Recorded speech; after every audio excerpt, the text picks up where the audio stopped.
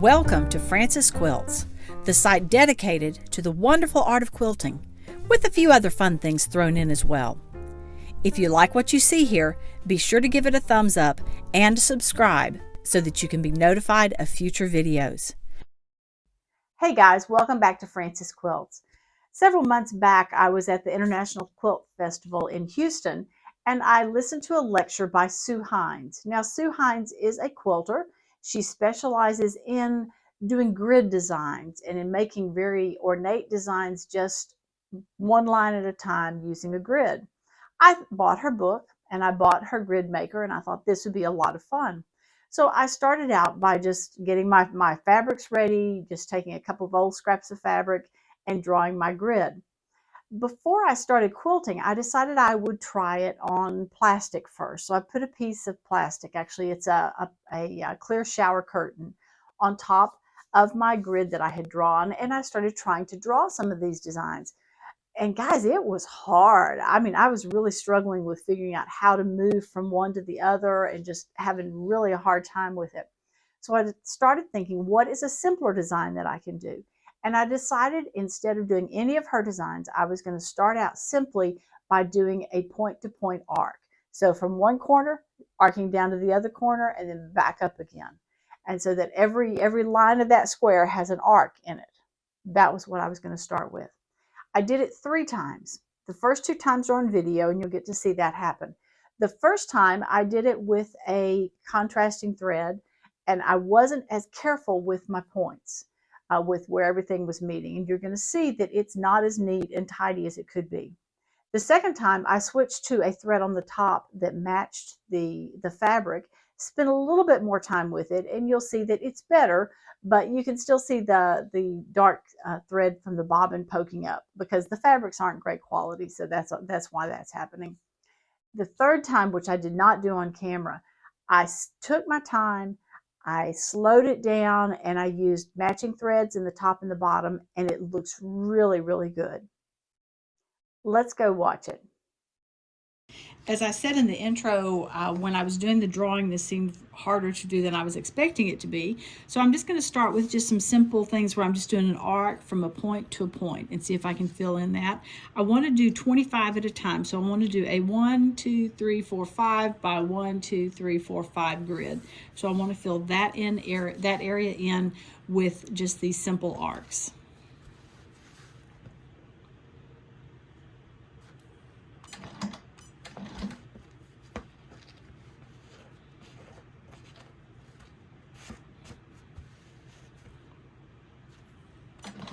And here we go.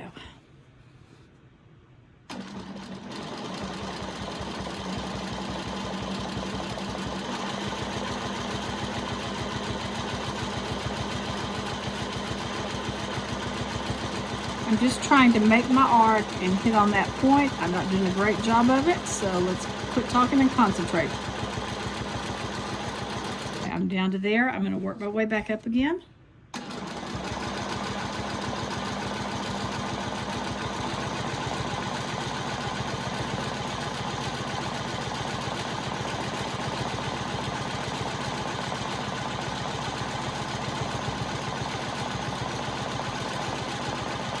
Okay, not wonderful, but not horrible.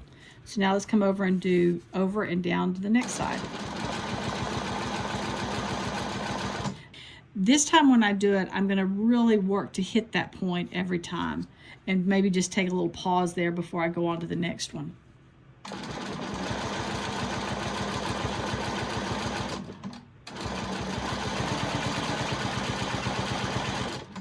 Yeah, those are looking better.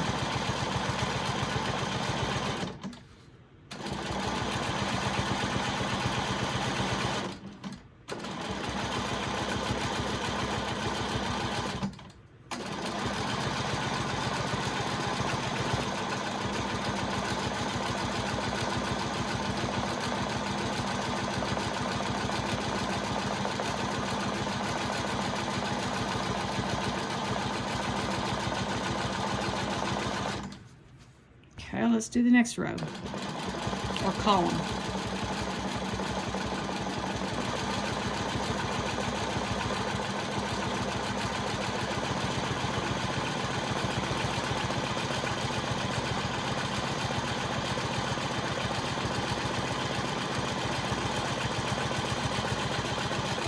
just learned something there.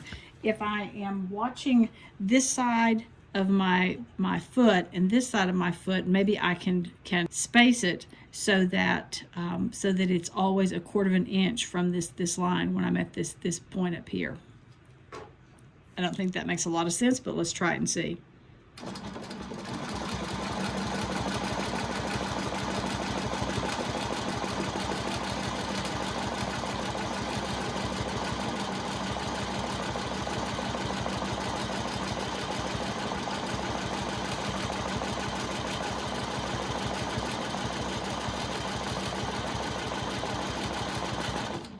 Okay, that's making them a lot more even, I think. Let me show you what I'm doing.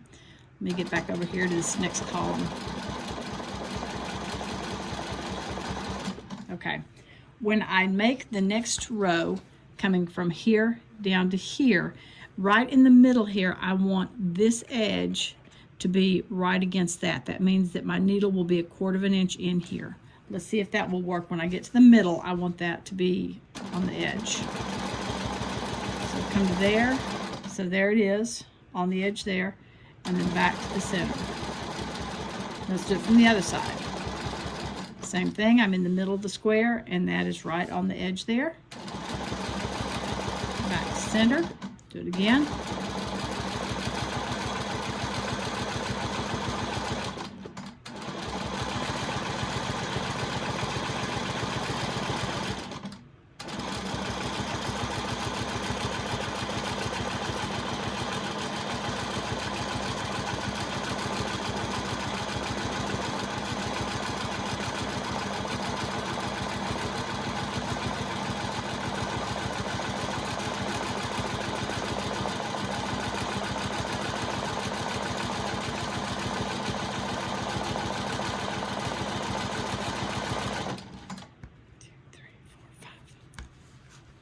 Cool. All right, this one, I don't want to do both sides of this one because that ends my 5 spaces, so I'm going to just come across. This time, I'm just going to do down and stop on the point, come down again, stop on the point.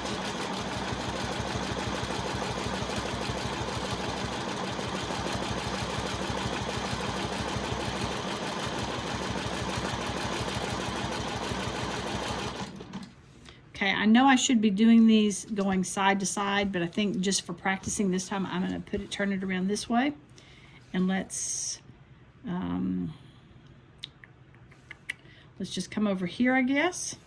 And then we will do this, and then we'll come back here and back here. Yeah, that'll work. Let's try that. So I'm going to come from in here. I'm going to come here, come back,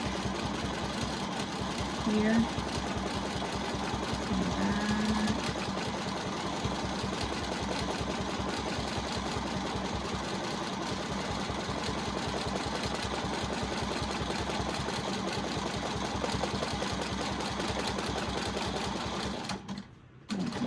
Here.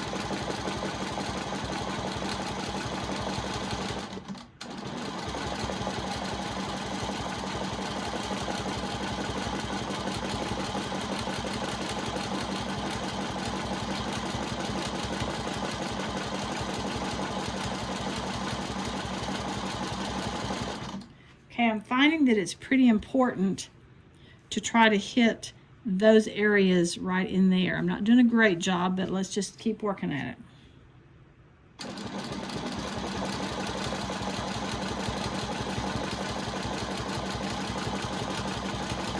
Whoops.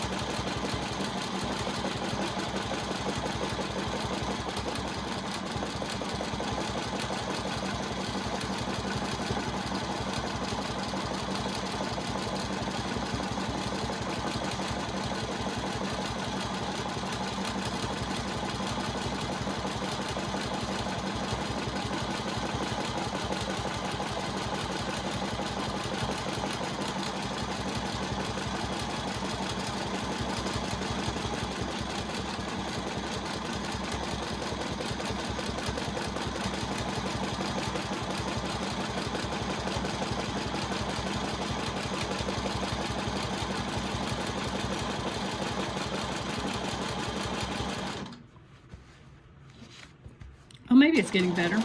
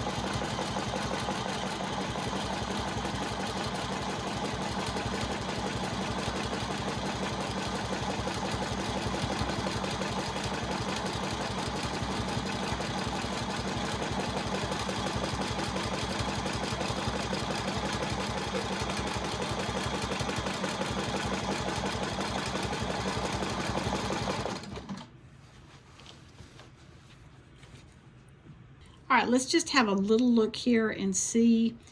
I'm not super impressed. I think it's going to need a lot of work to do. I did find it was easier when I was careful about the distance from this line to this line.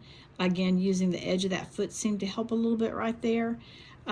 Also, what I'm noticing is that when I am coming back in here, it's important for me to hit the line that I had previously. So there, I missed that line. When this one came back around, it should have hit that one right there, and it missed it. So you get this buildup of thread.